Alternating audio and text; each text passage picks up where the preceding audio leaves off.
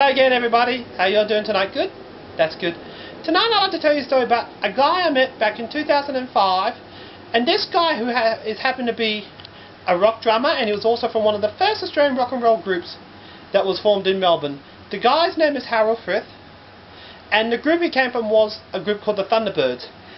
Just in case you don't know who I'm talking about, I'd like to show you a picture of this guy back in the 60s. This is the group he formed in 1957, and this is the lineup that recorded for the W&G label that had the singles Wild Weekend, Machine Gun, New Orleans Beat, and a few singles that should be considered Australian rock and roll classics today.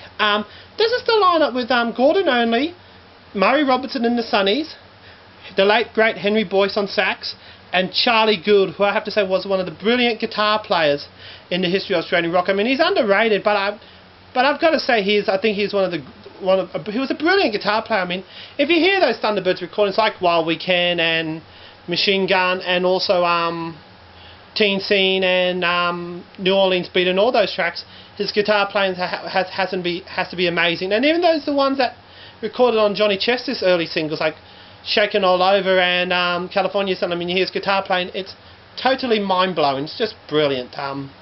Yeah, so this is HArold there back in the 60s there in the centre.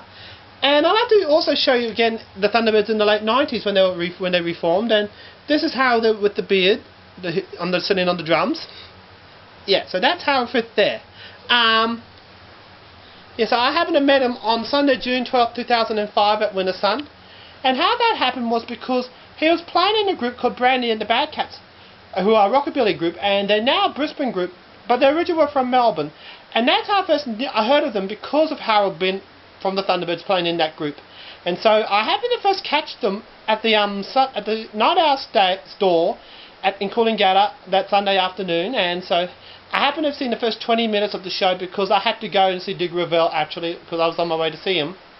And then after Digger's show finished, went back to the Night Owl store, and then Brandy and the Bad Cats were still playing. And so for about another 15 minutes, and then the show finished, and I met Brandy. So that's how I first met Brandy also on that Sunday in 2005. I met her, and then I went to HArold, and I asked for his autograph, and could I have a photo with him, and it happened. So if I'll show you the photo actually if you like, and this is the photo actually of me and HArold Frith from the Thunderbirds. So this is me there and HArold, and this is a legend. This guy's a legend of Australian rock, and it was just an amazing experience to meet this guy.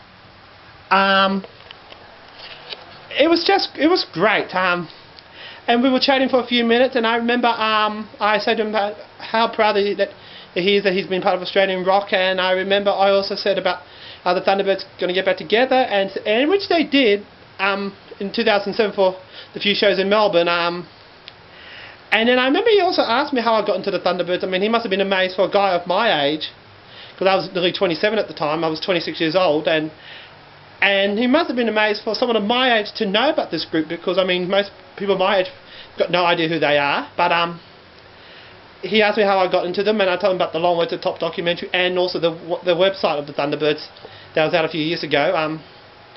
But it was just an amazing experience. I mean to meet this guy, and for him who's a part of the early days of Australian rock, to meet him was something I'll never forget, and it was an honour and a real thrill to meet this guy. And of course HArold's still playing actually today, he plays in a group called Stackpool with a guy called Les Stackpool, who played with Merv Benton in the 60s. He also played with Johnny Chester in the Chessmen back in the 60s also. So, but he's been around since the 60s, Les Stackpool. And so yeah, but meeting HArold Frith was just an honour. I mean, I've already said this, but it was just something I'll never forget. And of course this group should be inducted to the ARIA Hall of Fame because of the impact that they made. I mean, if you hear those Thunderbirds recordings too, I mean, you hear HArold's drumming on stuff like Wild Weekend and Machine Gun and New Orleans Beat, all those recordings of the Thunderbirds, you just got to hear the brilliance of his drumming, you know. And also, even the same with Shakin' All Over, you hear his drumming, that is on the side in the middle of the song, it's just brilliant. And also same thing with California Sun, it's just so good. And that's the story of how I met HArold Frith of the Thunderbirds. And thank you for listening, everybody, and have a good night. Thank you.